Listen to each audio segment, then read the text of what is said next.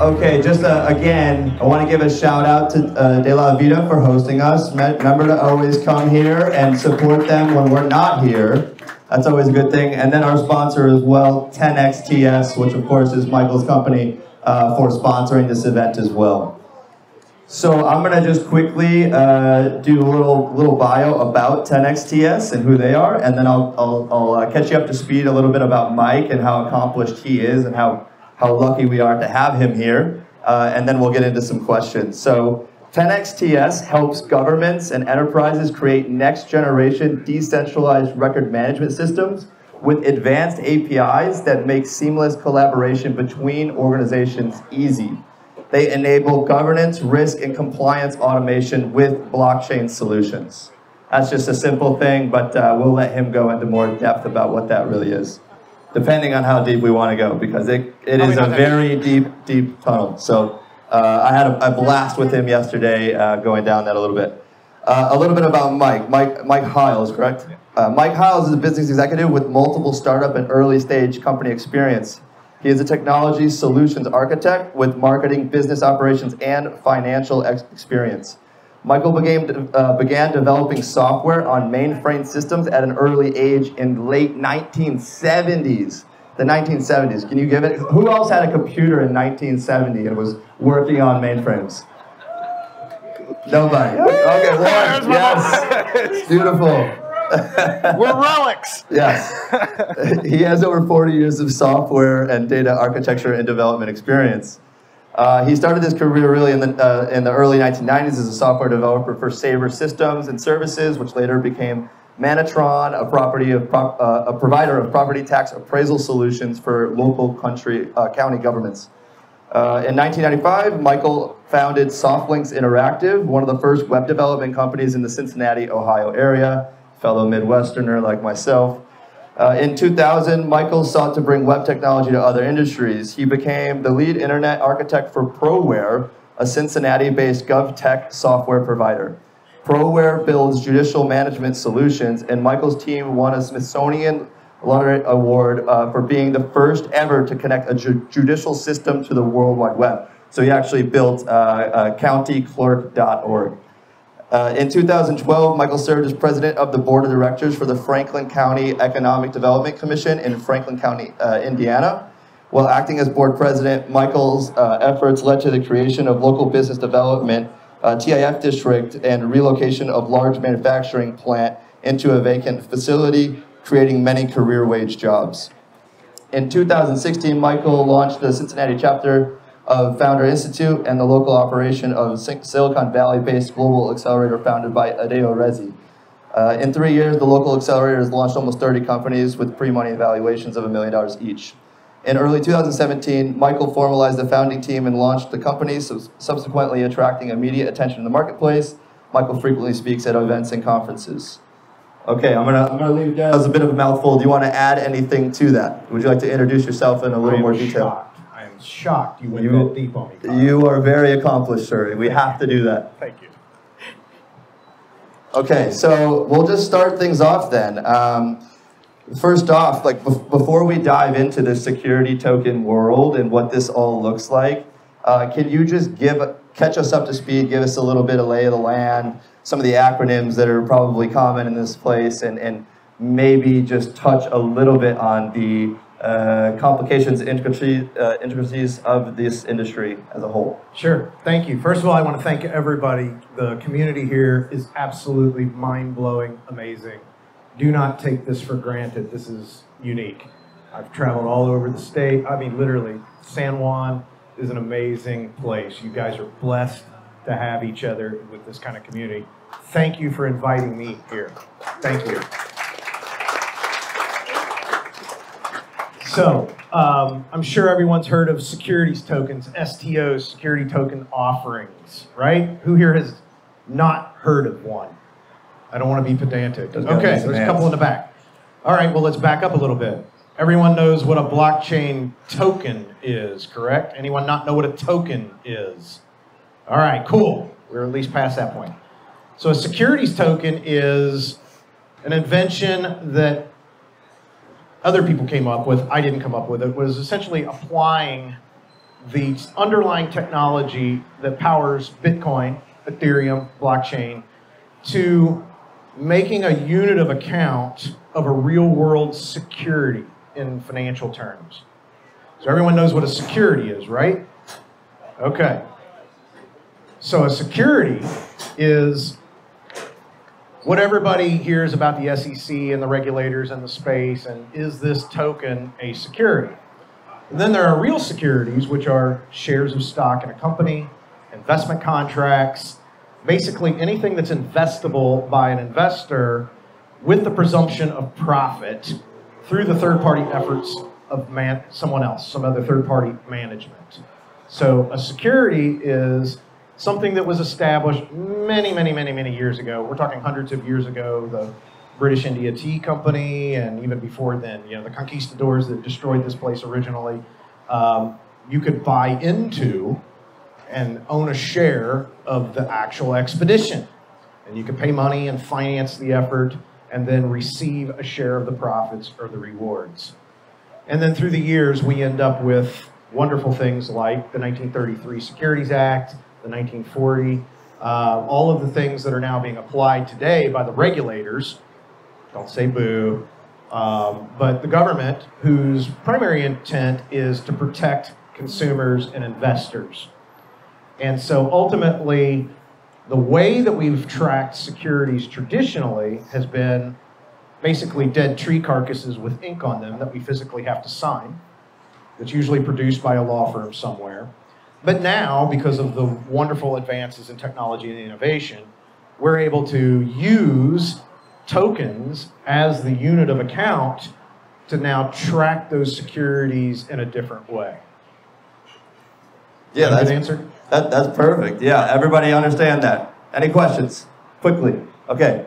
Can you give us a little bit? So obviously we had Bitcoin back in 2010, and now with kind of the advent of Ethereum really catching on in 2017. It was the first time that I had really seen a push towards the tokenized securities. Can you catch us up to maybe what happened in 2016-17, some of the existing players in the space, and where we are at now?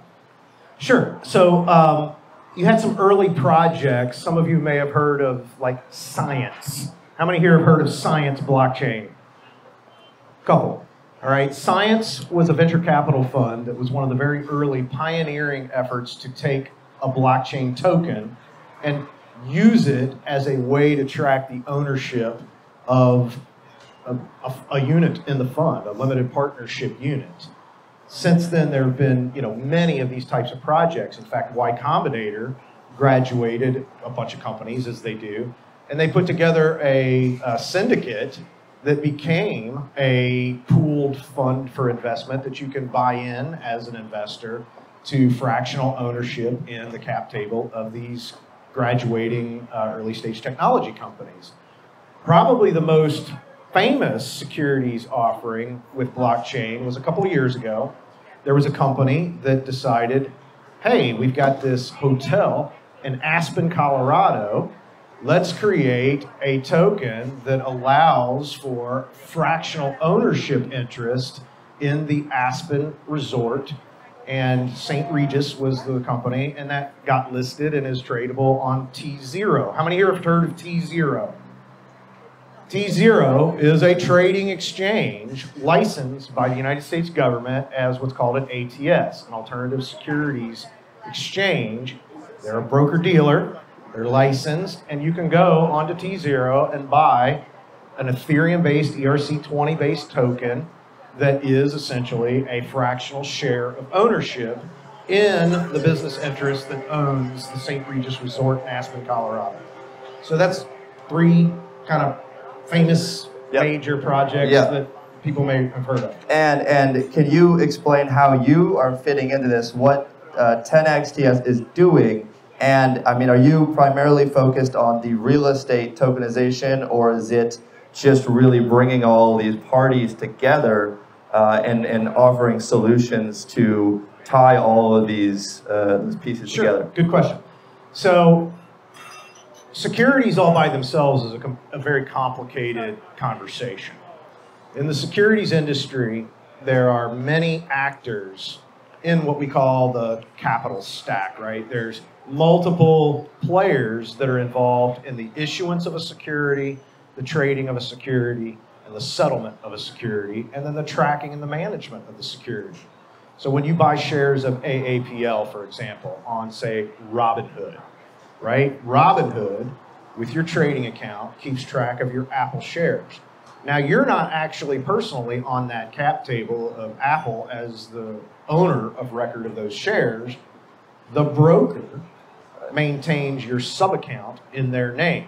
So when you buy and sell through Robinhood, for example, they are tracking in conjunction with some other players in the space who actually owns. So if you sell a share of Apple and say someone else buys the share of Apple on Robinhood as well, simultaneously, they just slide the ownership record over to the other person. So actually, interestingly, Apple only has about 2,300 shareholders of record when there are globally millions of people that actually own stock in Apple, right? But literally, when you look at their capitalization table, it's all the major broker-dealer networks, right? So when you understand how does a security get issued, right? I'm a CEO or a board of a company, and I want to raise money for my project or my company. I'm usually going to talk to what's called a broker-dealer. A broker-dealer is a licensed entity that is granted permission by the SEC to underwrite the offering and help sell shares to the public on the open market.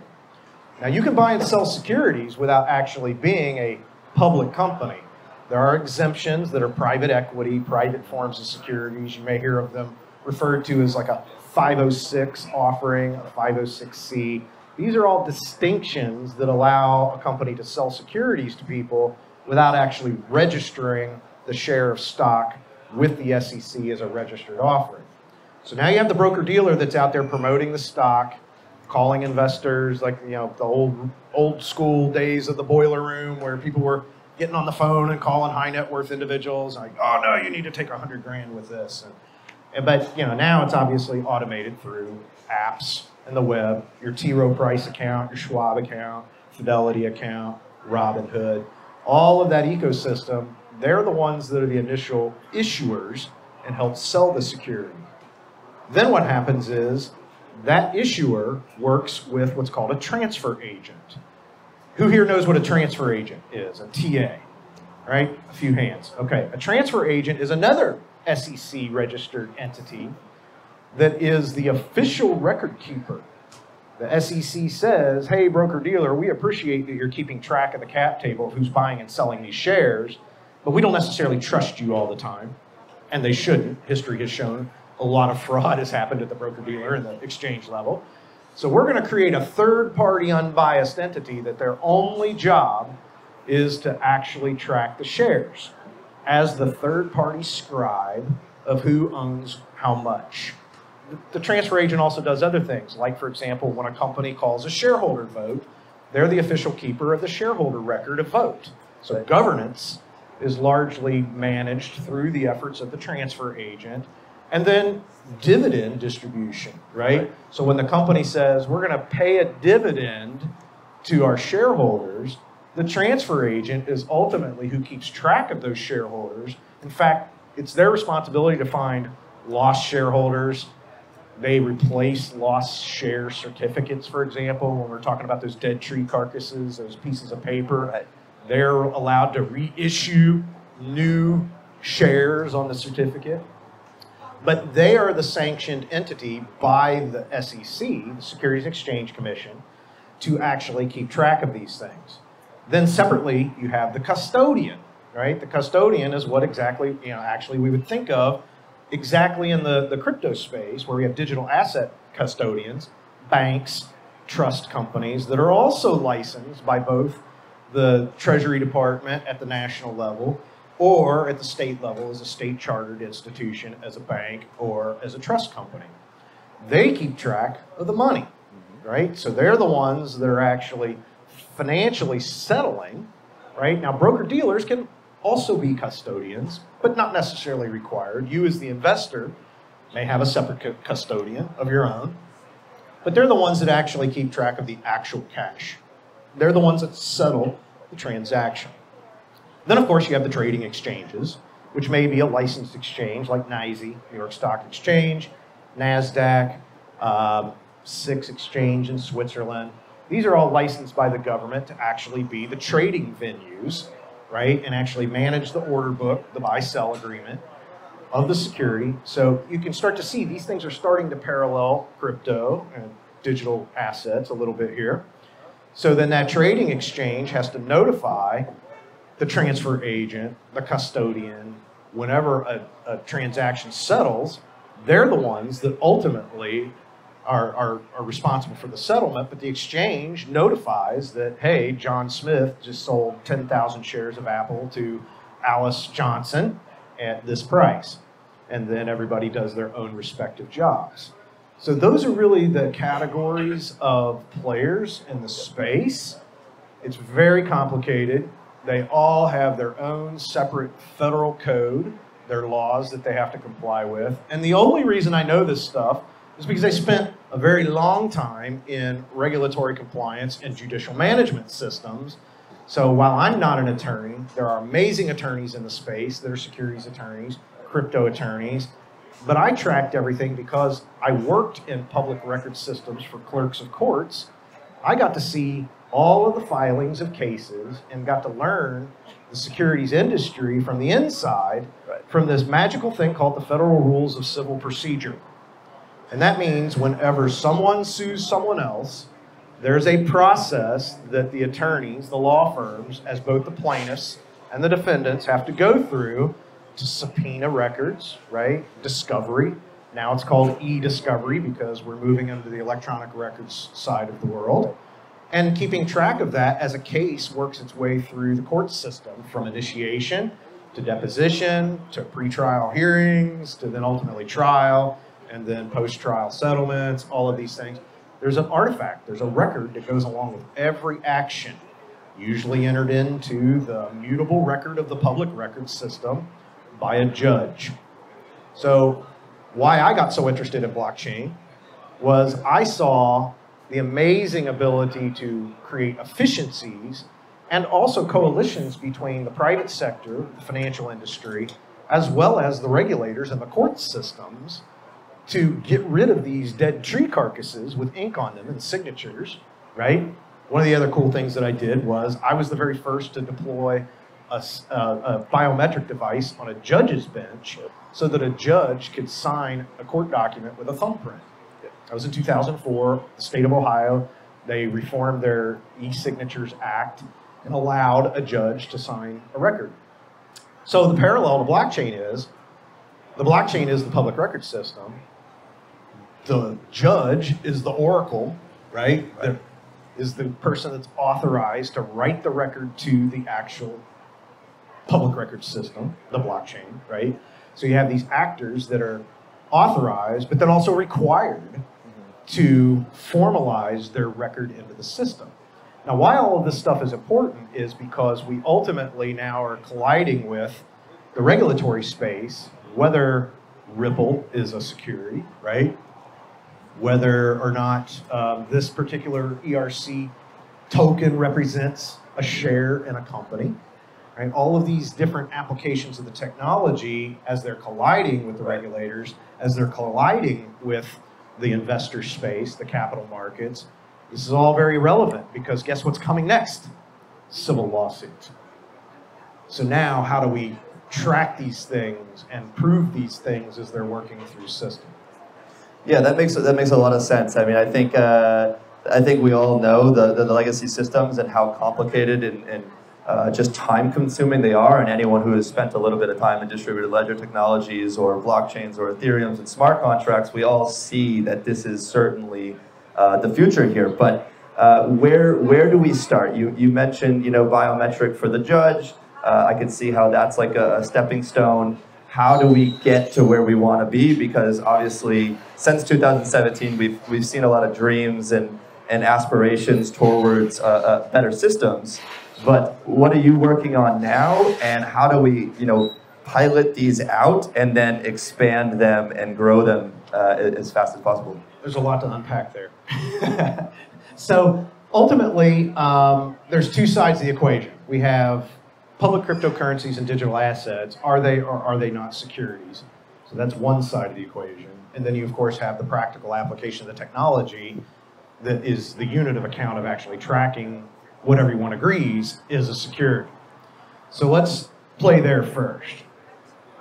You've heard all of the complexities of the capital markets. We call it the market infrastructure, post-trade market settlement processes, buzzword terms that are used by players in the financial industry.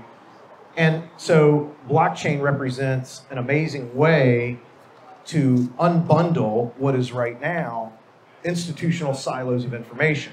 And what I mean by that is, how many times is your first name, last name, SOC replicated across your broker-dealer, your custodian, your exchange account, your law firm, right? So you have replicated information that's centralized and siloed in everyone's respective IT system, database, right? There's no common thread. There's no single source of truth that tracks all of these things. That's the opportunity of applying the technology to traditional capital markets and finance, because it represents now a decentralized master data record that can be tapped into by every single one of these licensed players. Well, now how does this work on the crypto side, right, with the digital assets? Is it a security? Isn't it a security? Well, quite simply, if the SEC rules in favor of the SEC, or the judge rules in favor of the SEC, boo, then that means that an XRP token is now a security and will be subject to all of those transfer requirements, all of those custodial requirements, which is going to cause a problem for a while. But once again, there are now in the capital markets a blockchain native operator at every layer. There are ATSs, alternative trading systems. In fact, Coinbase acquired a broker-dealer that was already an ATS several years ago. They've just quietly kept it going. They've got a small institutional desk of, licensed guys that sit there, investment bankers, and they've quietly been working on their ATS project, Coinbase ATS. But quite frankly, Coinbase is making so much money hand over fist, making bips in and out of every single bip is a basis point, fractional percentage of every single trade of Bitcoin without the regulatory compliance issues. But make no mistake, anybody that's at that ATS or trading exchange level in the crypto space has an eye towards applying the same technology as an exchange to what will become the emergent world of tokenized securities. They'll be one and the same eventually. And that's very important, very powerful, because now we've decentralized the power away from NYSE, NASDAQ, SIX exchange. You're already starting to see new broker-dealer ATS networks popping up. It's actually financially profitable for a new broker-dealer to get their Series 24 license, get licensed as an ATS, whereas, what about 20 years ago, there were probably 12 to 15,000 broker-dealers operating nationally. Now there's, 2,000, 3,000. They've either consolidated or gone out of business. Regulatory compliance, just consolidation of the industry, all of these things. So now this is a golden opportunity for a couple of things, which is near and dear to my heart. One, economic inclusion. Main Street, average human being, average middle-class citizen, they've been robbed through all of this complexity, through all of this consolidation, of the opportunity to create wealth on an incremental basis, because everyone's been regulated out of existence. The cost of issuance, the cost of listing on NASDAQ, it costs approximately $4 million for a company to go public and list. Why? Sarbanes-Oxley, PCAOB compliance audits. So the only thing you could do is hire Deloitte to come in, spend those, pay those guys handsomely to, take you through all of this process so that ultimately you can list, which is why there's this massive explosion of popularity of cryptocurrency, right? The younger generation especially is like, hey, this is great. I can trade, I can make money. There's no regulatory. the average person just go create a trading account, get in, buy, sell, arbitrage, right? Best order execution, trade bots, all the cool things. Well, those things all exist in the capital stack, but now it's accessible by the average person, except for those party poopers at the regulators. They're not really party poopers. They're really actually smart people. And keep in mind, the regulators, their number one thing is consumer protection. That's why the CFPB was created, right? It's Consumer Finance Protection Bureau. Their role is to protect the average mom and pop from getting scammed. Everybody in the crypto space who participated in ICOs, you might have bought into something that was ultimately an exit scam or some collapse. Rug pull. Yeah. Dare I say the word cred? No. Don't throw anything at me. Don't say that one. Don't you wish you had recourse, right? And it's very interesting to me, just on a sociological level, because when people get scammed, and we're all libertarian, quasi-anarcho-capitalist at heart, right? But the first thing that happens is when you get screwed is, well, I'll sue them. I'm going to take them to court, right? Well, now you're invoking all of these regulatory processes, these agencies. So that's really the distinction of where the evolution is going, I believe, in terms of merging the regulatory world with the largely still unregulated world, at least domestically in the United States. Amazing. And then can you? I know you have a banking charter, right? 10X TS has a banking charter, and this was a newer thing that you guys have been pushing towards. And can you comment on that and how that assists you in comparison to some of the other players in the space, Sure. and how you think that is the right move to make? Sure. So 10XTS is the technology company. So I'm a nerd. I'm an information architect. I've worked in all these records management type applications for my whole career. And tracking records is really at the core of all of this stuff. So we created what is ultimately what we believe probably the most advanced blockchain native records management system. Now, what's a records management system? It's a very complicated, highly feature-rich document storage, right? Think in terms of SharePoint for Microsoft, right? I can track document uploads, who looked at it, got information governance and compliance under a risk management perspective. That's at your corporate chief compliance officer level. They're the ones that mandate all of that complex tracking of documents, signatures, all of that body of information. Really nerdy, boring library sciences. How do we keep track of these records, right? I mean, tech, regulatory, these things are already nerdy, and then, you got the librarian here on stage with the microphone. But what we saw was the opportunity to create a platform-based approach that is highly integrated to blockchain so that we can ingest these documents, we can tag them, we can apply taxonomies, we can create automated workflows, right? Approval workflows, signatures, like all the things that you have inside of corporate environments for your line of business applications. Now let's just build SharePoint on top of blockchain. That's what I did. Spent some time in the Microsoft ecosystem as a Microsoft partner, as a SharePoint consultant. So we did all of this stuff just with SharePoint. I said, bing, why don't we just create a framework that allows us to manage records native to the blockchain? And then what do we do with it? Well, we can do some cool things. Number one, let's start a bank. So I'm sure everyone here is familiar with Avanti and Kraken Exchange, right?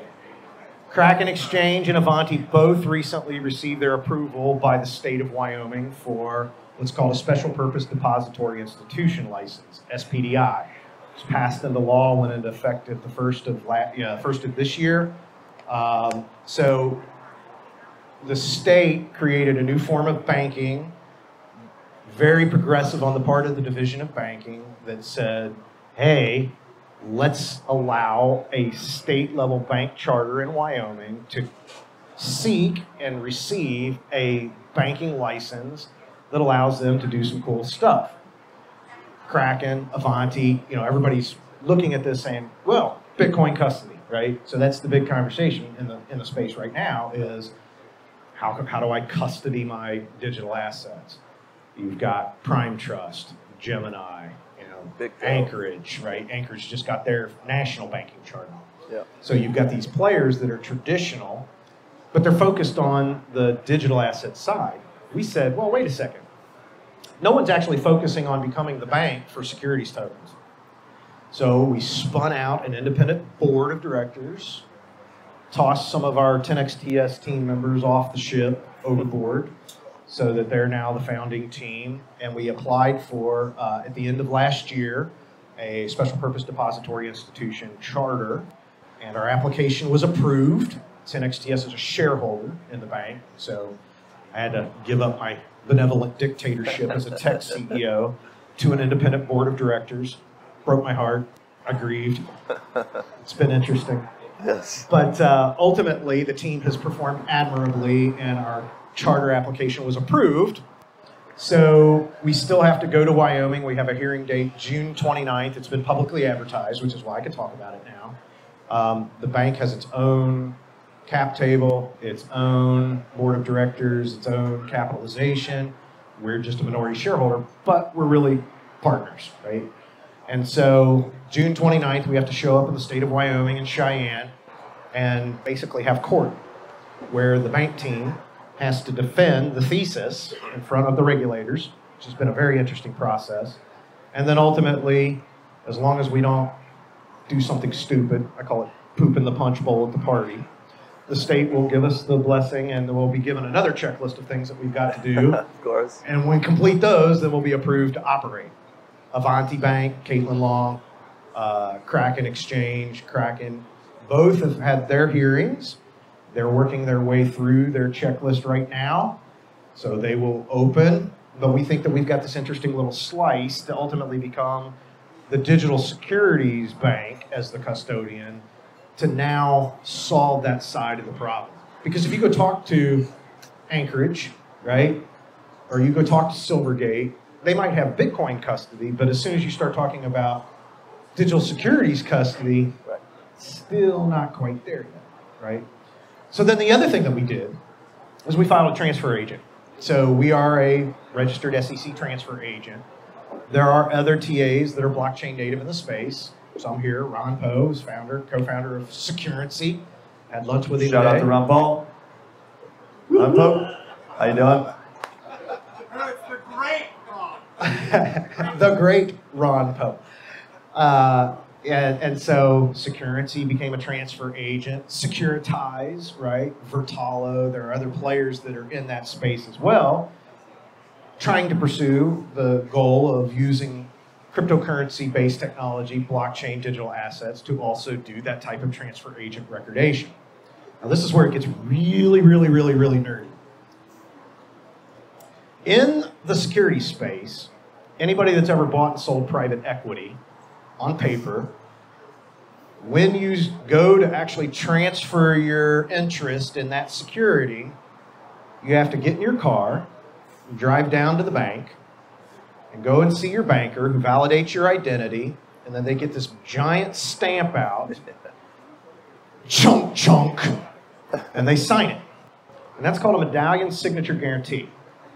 And a medallion signature guarantee is the bank saying to the transfer agent, this person is actually who that they say that they are because they ostensibly have an account with our bank, so they've been through KYC AML verification processes. They have the right to dispose of the security through sale and transfer it. And we are validating that so that you, on the other side, as the transfer agent, may now accept our validation de facto without having to go through that step-by-step process on your own. Just receive our information. Our insurance picks up the tab if anything goes wrong. Because the transfer agent actually has an inordinate amount of liability. If anything goes wrong with the transaction on any level, the transfer agent bought the security. So it really is about the insurance side. So what we did was, how do we automate that? Because the promise of all this technology is what you will hear is called T+0 settlement. T+0 settlement means transaction plus, right now, it's T2, T3 days. Because you have to get in your bank, or get in your car, go down to the bank, get that medallion signature guarantee, send it off to the transfer agent, so that it's not actually finalized and settled until the transfer agent says that it is. That takes several days. We created technology that allows the bank to automate the process of the Medallion signature guarantee. So no more chink. No more chunk chunk with the big neon. That's my favorite ink, part. right? They're huge, man. If you've ever done it, they're like, I don't know, 4 like index card sized stamps, right on your, your purchase agreement, your sale agreement. So the idea was, let's provide banking as a service for the signature guarantee, the Medallion guarantee, which is really just an agreement between 7,300 banking institutions and the Securities Transfer Association, which is, of course, the association and lobbying group for the transfer agent industry. And so the idea is that we can now provide services to those other banks in existence for these digital securities that ultimately permit what the dream is, the utopia, of settling a Bitcoin transaction instantaneously, right? Snap, it's done, settled. We can now do that with the traditional real-world securities. So that's really kind of the slice of life that we've sort of breathed into this very complex, weird, nerdy space. So our goal is Commercium Bank is the name of the bank. You can go check out the newspaper in Cheyenne, see our public advertisements for the hearing dates and those kinds of things. The goal of Commercium Bank is not to be like a Kraken exchange where they've got millions of consumer end user accounts. In fact, we're happy if we only have a few hundred or a couple thousand customers, other banks, right? We want to white label that service to other banking institutions as part of the overall service offering. Michael, it's absolutely incredible. You're a wealth of knowledge in this topic, so it's great to hear all your progress here. Thank you. What actually brings you, I want to spin it a little bit before I open it up to the audience, but what actually brings you down to Puerto Rico, and how can some of these people get involved potentially with you? Sure. So interestingly, my vice president of markets and now the director of the transfer agent, Troy Vanderberg, sitting right here. He was down here about a month ago and went to some events, met some of you guys, and he comes back and he says, Hiles, we got to get to Puerto Rico. It's just like amazing Silicon Valley of crypto and so many smart people, such an awesome community. And I'm scratching my head. Yeah, but what about traditional finance, right? Because that's really what I'm after. I'm looking for asset managers, people with assets under management. You asked about the real estate. Obviously, real estate funds, private equity. These are the folks that are now considering fractional liquidity models. That's why we want to tokenize securities, right? We want to tokenize these things. Real estate, for example. Real estate is a relatively illiquid asset.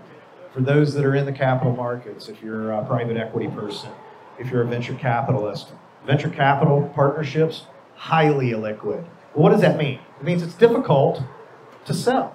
If I need to get out of it ahead of the expiration of the fund, I'm going to take a haircut. And typically it's between 20 to 40% discount on the real actual value of the asset in order for me to get a sale, to get liquidity out of it. Well, that sucks. Like, why would we want to do that? Well, that's your only option until we can run tokenization of fractional liquidity models. Well, what does that mean? It means if I own commercial property, I own an office building, and maybe I don't want to sell the whole office building, but I need some cash. I need some alternative form of liquidity to supplement my line of credit, which, by the way, is hard to get right now for bank lending. So being brought about by the COVID and the current crisis, banks have tightened up. Lending's not as free as it was. So now people are, traditional asset folks that you would have never dreamed in a million years would be interested in blockchain technology, crypto assets, security tokens. Now all of a sudden they're eyeballing this saying, well, what if I only sold 20% of my office building and they're still the 80% owner? Isn't that better than having to sell the whole thing at a terrible discount and hire Colliers or Jones Lang LaSalle to come in and dump it at a 30, 40% discount? I mean, you're talking trillions of dollars probably. Trillions of dollars. Trillions of legacy assets. So Troy's like, well, it's not just crypto down there. There's a bunch of people that are in traditional asset space. So first and foremost, I just want to come down and see it for myself. Everyone's preaching the tax bennies and the 60 Act, all of the cool stuff that's going on down here.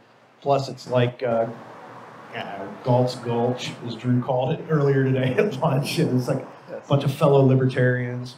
Unfortunately, Mama Joe didn't get elected for president. I campaigned. I'm sorry.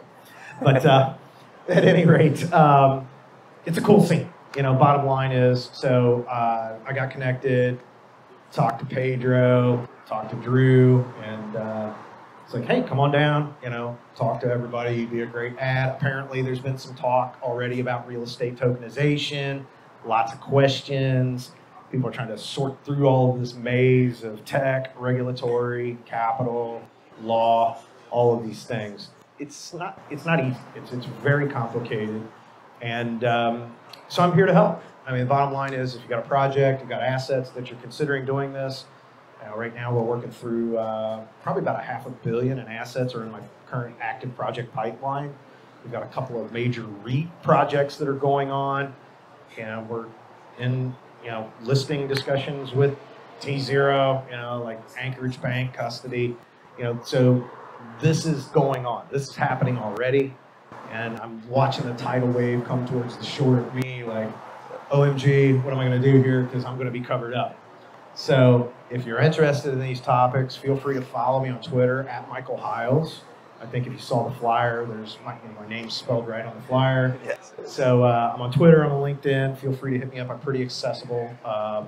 Love to mentor, love to help. And we'll put my merry band of nerds to work on your project if it makes sense. Yeah, well, I certainly hope that you do look at Puerto Rico and do come down here. There's a great dialogue that's constantly happening with the government here, and potentially further conversations and just education that we can have here. Maybe there's a pilot that we can do here. So, all right, I'm going to turn it over. Do we have any questions in the audience? I'm going to try to stand up because I'm blinded. We got one over here. So, Michael, you hang out there, and I'll try to not do too much feedback. Okay, everybody put your masks on. He's getting called at 3 in the morning in Dubai about this. Okay, everybody put your masks on, otherwise I gotta find mine because mine's somewhere else. What was the question? Yeah. All right, two-part question. Is it fair to say that anytime you offer fractional ownership of any asset, that the SEC is going to view that as a security? It depends on a lot of things, right? I can turn this microphone into security simply by how I describe it and sell it. If I say to you... Sound like a lawyer now. Well, and so we were talking, you asked me about who my heroes are in the space. It's the crypto attorneys that are leading the charge. Guys like Lewis Cohn, Drew Hinkes, Olta Andoni, she's awesome, Carla Reyes. All of the attorneys that are leading the charge in the integration between blockchain, cryptocurrency, and the regulatory side. So how that happens is simply how the language that I use to describe this microphone to you, to sell it, turns it into security. It's that simple. Case in point, Munchie. If you recall, the Munchie offering, right? They're claiming, hey, this is a utility token. It's used to do functional things inside of our platform, which is true, except that Jad, the CEO of the company, out on YouTube, on his YouTube channel, saying, hey, buy the Munchie token, and it's going to go up 6,000% next month, and pump and dump, right? And so they got slammed. So it's not necessarily the case, but for a compliance-focused guy like me, I err on the side of caution. What's interesting is now the emergence of NFTs. That's the second part of my question. There you go. I meant to bring that up. NFTs. If you understand what's called the Howey test, the Howey test is a case, the SEC versus Howey, back in the 50s, basically. This guy got this bright idea in Florida. I'm going to fractionalize ownership of my orange groves and sell interests in my orange groves to investors, just owners, right? And that's how I can finance my operation. So there was this court case, and ultimately the judge ruled against Mr. Howey and says, if something is purchased for the presumption of profit through the efforts of third-party management, it's a security. Now, how do you apply that to an NFT? Well, if it's an NFT and it's a title of ownership of the rights to, say, a song catalog, it's maybe just a title or a unit of account, right? I can transfer it. People buy and sell intellectual property all day long. It's not necessarily a security. What's interesting is the entertainment industry especially has been through this before, right? Especially when I go to fractionalize that catalog. Now I have a fractional ownership in something. Well, why did you buy it? Really? I mean, why would you buy an NFT other than the cool factor? It's going to go up in value, right? I mean, that's really the point. And even SEC Commissioner Hester Peirce recently said, by the way, she corrected me on my podcast. She corrected my pronunciation of her name. It's not Pierce, it's Peirce, so everybody knows. Peirce. Crypto Mom, I hope that you appreciate that. Why would you buy a fractional interest in a Modigliani, right, or a Monet, or a Ferrari, even? Well, it's going to appreciate in value. So it's going to be really hard at this point to prove that you didn't buy it with the presumption of profit through the efforts of third-party activity. So that's kind of my short answer. I can get like really deep into the weeds on a bunch of this stuff. Hopefully I answered your question. Well, I'm not sure you did. I mean, that was very informative, actually. Yep. You know, were you to say today, if I buy an NFT or a fraction of an NFT, am I buying a security or am I buying a collectible, or, you know, I mean, and obviously you don't know what's going to happen. I don't. Here, but It's up to the judge. I mean, and you have a lot of experience with this. Based on your experience, how would you imagine that they'll come down on that issue? So first of all, I'm not an attorney. I don't even play one. I get invited to speak at law conferences constantly because of my weird sort of blend of competencies. So seek counsel, right? And even if I were an attorney, I'm probably not your attorney. So talk to your attorney, number one. Number two is, number one, it's how it's sold, how is it marketed? And then ultimately it comes down to what will the judge rule in the forthcoming criminal and or civil cases that are going to be what I see coming as ICO version 2.0 in some of this. Keep in mind, regulators supplement their budget through enforcement. So it's not like they're disinterested in seeing fines and settlement. So whether it is or whether it isn't, it's really, my opinion doesn't matter. It literally doesn't matter. It's the opinion of the judge that's going to rule on the cases that will come. I guarantee that's the one thing that you're assured. If you've got Hester Peirce, who's totally on the side of digital assets and cryptocurrency, and she's throwing up the caution flag with statements like, it's going to be hard to make the case that fractional NFT especially is not a security. I mean, that's Ms. Peirce's personal opinion. Not that she represents the whole Securities Exchange Commission, but she's already come out and publicly made that statement. So I don't know, honestly. It's just literally going to be an evolutionary process. Once again, as we've kind of started to work through just the regular token side, what's that now going to look like with the specialized token of a non-fungible token? I don't know. It's interesting to watch. Okay, got another question for you back here. Yeah. First, I can add a little bit of color that the SEC usually looks at if you're relying on someone else's expertise to generate a return. So if you buy a house and you're anticipating it to go up in value, you're not really relying on someone else's expertise to generate your return. If you buy the catalog of, say, the Rolling Stones music, that by itself doesn't generate any revenue. It's not until it's played on the radio and somebody pays you 3 cents a song. Yep. So if somebody's managing that and doing that, then it becomes a security. Totally agree. And I actually had some exposure to the entertainment industry just in my early career and was involved in a bunch of stuff. And I actually had an interesting conversation with an attorney who did licensing deals. And so we were talking about, we already been through this sort of with the ownership, the right and rem, it's the legal term, ownership of the asset itself and the revenue streams that come off of it. Clearly, if I own catalog to, Michael Jackson's songs and I receive publishing royalty interests off of that, that doesn't necessarily mean that it is actually a security. So this is where I say that it's probably going to end up in court, and there will be an interesting argument back and forth based on actually just that, versus the claim that the ultimately the examiner is going to make that, nope, this is a security, it was sold for the presumption of profit. I know that I don't like to be the first guy through the door because they get shot, so it'll be interesting to watch it unfold in the marketplace. That was just my feeble attempt to try and contribute. That was good. My question for you is, you mentioned the Aspen St. Regis. Yeah. That how they went via digital ownership. Yeah. So in an instance like that, you would be selling 100% interest in the hotel. Who runs the hotel? So that's an interesting. We just had this come up because I've been approached by multiple real estate investors that own typically smaller properties. These would be like $2 to $10 million properties, and they just want to 100% dispose. They just want to dispose of it 100%. Can I just sell it on this new emergent form of market?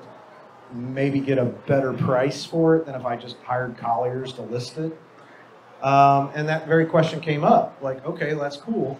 Who's going to manage it? I personally believe that most of these real estate focused projects are going to end up in some form of digital REIT, real estate investment trust, because then you have a management group that's ultimately responsible for the management of the property. And so we're kind of, this is not new, from a REIT standpoint, it's just digital now. So, but it's a very valid, interesting question. Really only comes into play when you're talking about an owner that wants to dispose of more than 50% ownership and have control. Where it gets really interesting, and this is where the custody side of the token comes into play, you don't just custody the minority interest of the token, you have to custody the whole thing. Because the majority owner can't go and hypothecate or sell out from under the minority owners the rest of the interest, or necessarily go out and leverage it and not tell anybody because the official record is not on the blockchain, it's not registered with the custodian. So there's interesting custodial issues that come into play, and then we can get into the whole conversation about UCC filings, right? Whenever you take out a mortgage on a piece of property, your bank does what's called Uniform Commercial Code filing with a Form 1 and registers that with the government that says there's a lien on this property.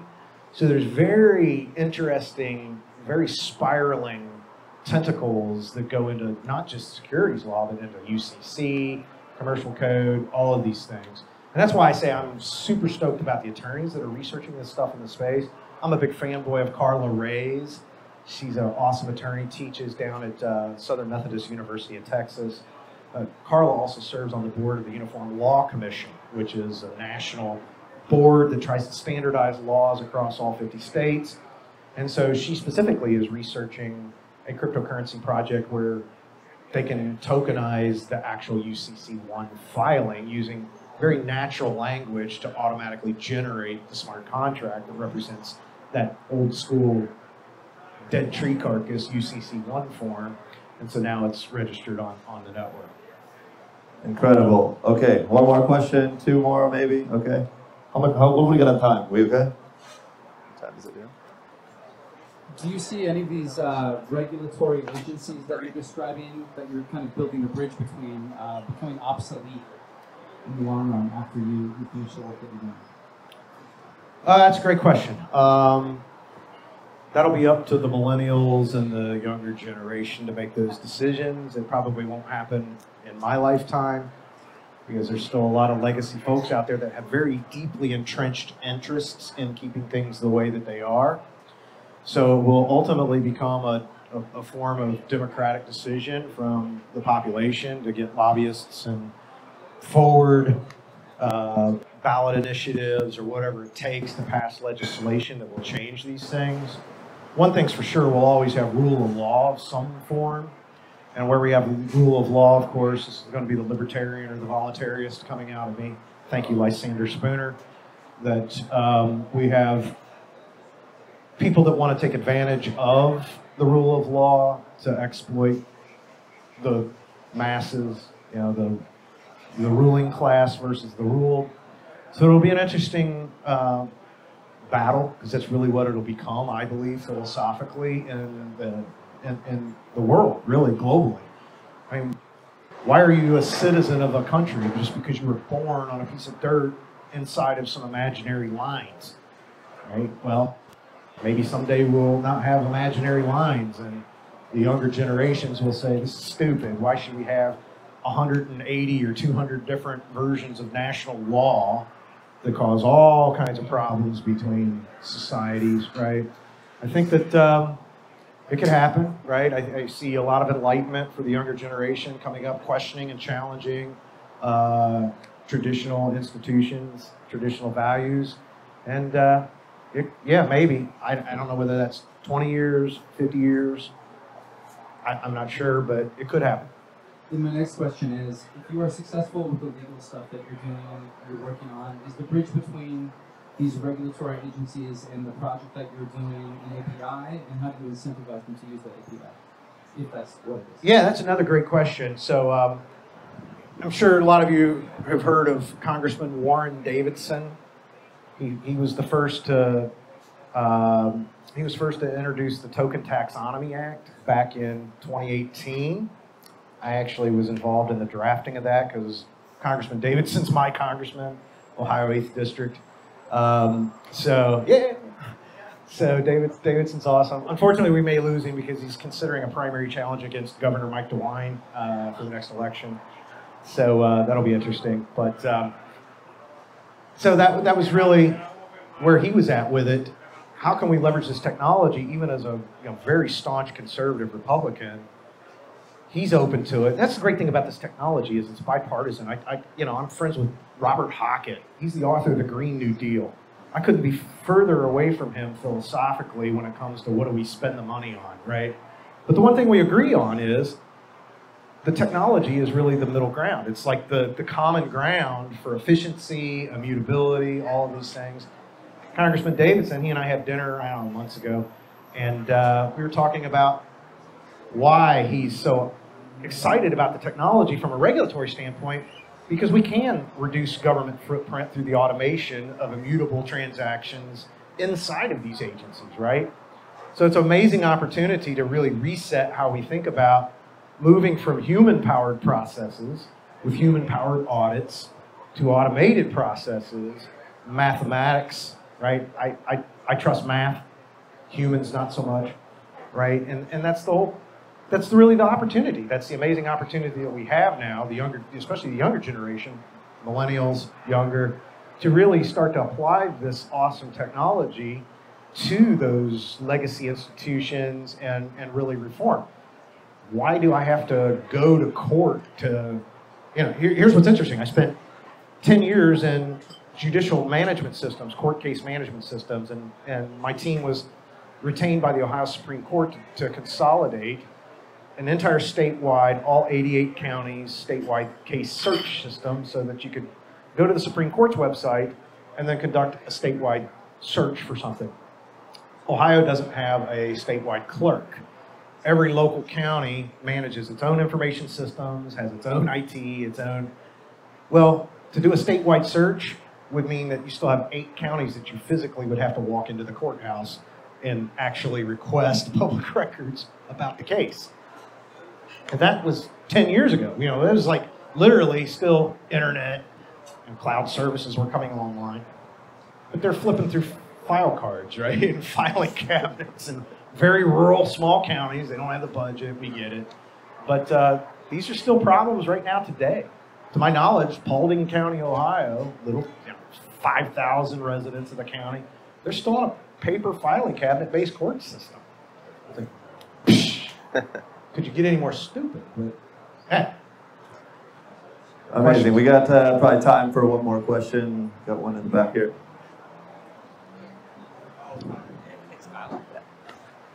Michael, so at some point I heard the words banking as a service and white label.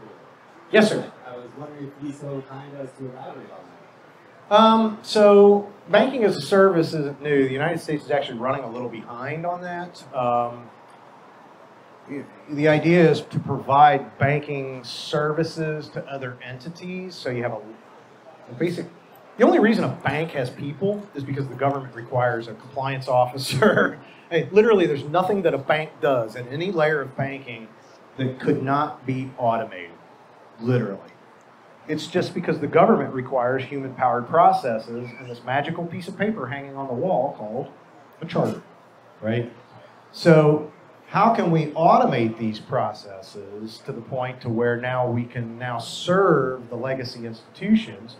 Because banks use legacy vendors, right? FSI, I mean, there's been around for decades, these bank operational systems. So for your average charter, your state bank or even your national bank, it could still be years before those traditional central processing operations for banks support digital assets, support blockchain. So the idea for the bank is to provide digital custody services to other banks. This is why we're not necessarily interested in going out and signing up 1 million checking accounts, right? Those 1 million checking accounts already exist at these other banks. They already have online banking portals. Some of them pretty crappy, admittedly. But now, why wouldn't we go and create the functionality for these other banks and just simply provide that service to those already existing banking customers? A lot of banks are going to go out of business. Interestingly, in 2018, Gartner put out a report that said by 2030, 80% of legacy financial institutions will either not exist or be unable to compete in the marketplace with other players that have innovated, basically. So you think about that. And I mean, I don't know if we got any traditional banking folks in the room, but if your internal innovation team, your digital transformation team is not examining these things, you're falling behind. And even if they are, you know, I'm in Cincinnati, so Fifth Third's headquartered there, right? And I dearly love my 53 folks. They've tried to do digital innovation for years. The problem you run into is typical with banking and really any big corporation, not invented here, right? So they want to try to acquire the talent. There's no open source, community-based benchmarking of ideas or projects. They just want to build it all themselves internally. That's not going to get you there fast enough. Doesn't mean it can't get you there, but fast enough is the question in the marketplace. Because it's 21, we got 9 years, right? 80% of that market's just going to go gone. So it's really interesting to watch that. So now how are these institutions going to survive? Well, either the bank's going to close and the customer accounts are going to have to migrate elsewhere.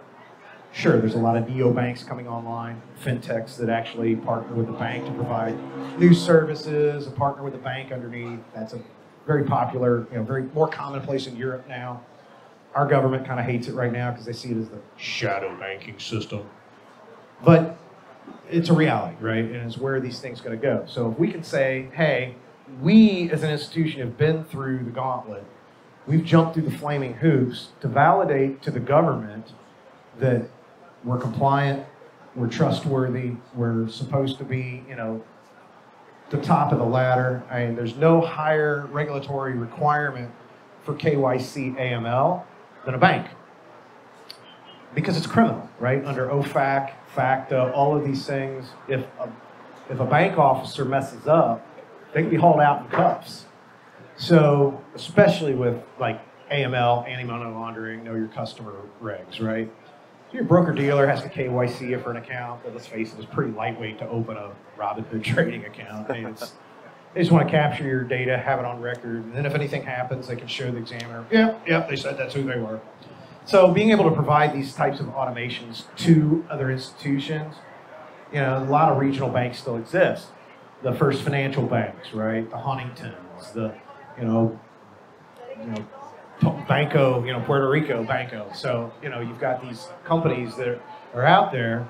Their survivability is going to be based on how fast that they can acquire these new products, these new infrastructures, so that they can continue to persist in the space. The law is not going to go away. Banking charters are not going to go away. The blockchain's not going to replace the rule of law. I know everybody hates that. It's like, blockchain can disintermediate the ultimate intermediary, government. Except for one thing. U.S. Marshals, warrants, kick down your door, shoot your dog, all of these tragic things, right? It's going to take a while. Kyle's question. Okay, one last question, and then we'll wrap it up. Sorry if I'm monopolizing the microphone here. I think you brought up something very important, the identity and trust management. Yep. How do you see that evolving, as we go forward here? And that's a great question. And I've got a lot of friends that are bioethicists, and it's pretty draconian actually. Your birth certificate will eventually be a genome attached to a hash value on a government blockchain somewhere. That's how I see the end game on that. Yeah. Some people don't care. The younger generations have never had privacy. It's really the older generations are like, hell with that, right? But I think that the end game there will be ultimately, can I take a skin tissue sample? Can I take a blood sample that contains my DNA strand, and then I'll associate that to a unique hash value, a token, and a government blockchain-based database? Sadly, Gattaca will be upon us. Amazing. Everybody give a hand for Michael here. Revolution is happening here. Thank you guys so much. Again, pull out your phone, look up 10xts.com, follow Michael on Twitter.